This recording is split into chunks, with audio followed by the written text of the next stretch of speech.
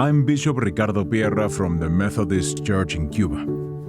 I've been a pastor for 25 years, and I'm currently pastoring a church in Havana. My greatest passion is to be a pastor. It's what I've done for the last 50 years of my life since I was 17 years old. It's a great blessing for me to invite you to meet the people that have captivated my life, that provided a reason for me for the last 50 years.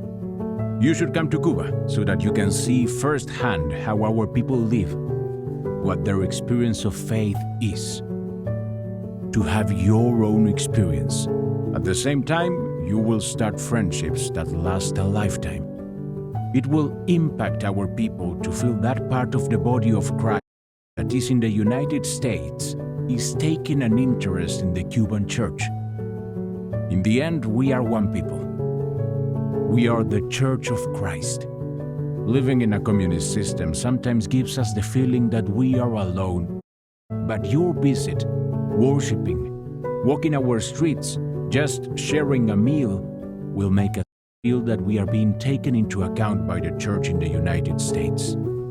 The churches we will be visiting are very different than the United States.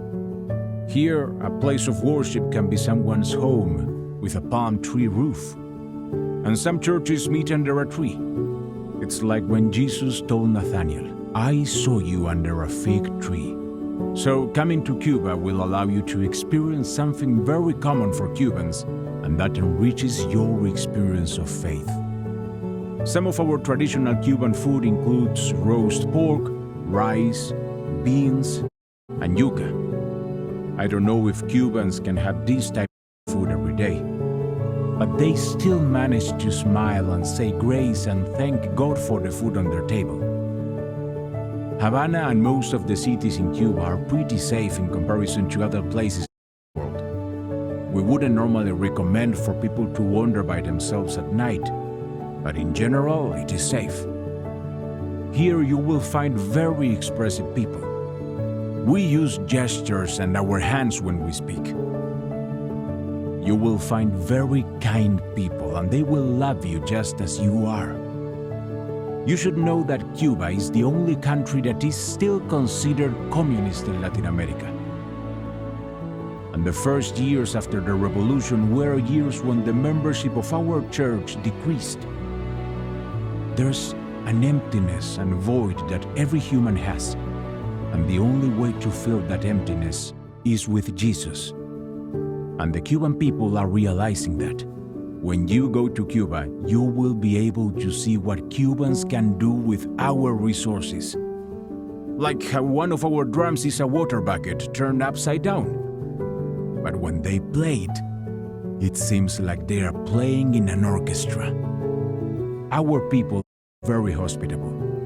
Many times when you go to their home, they will serve at the table things they don't normally eat every day.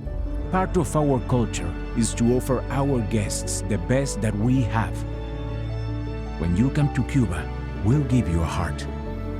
Economically and politically, we do not have very good prospects, but we have faith. As people get to know firsthand the realities of Cuba, especially experiencing the faith and the people in our church, that can bring about greater enthusiasm with them coming to have their own experience of faith in Cuba.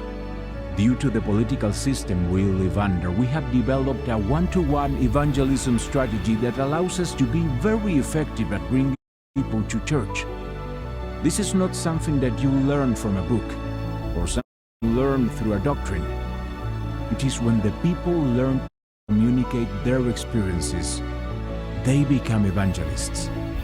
Maybe your life will change when you meet one of these evangelists.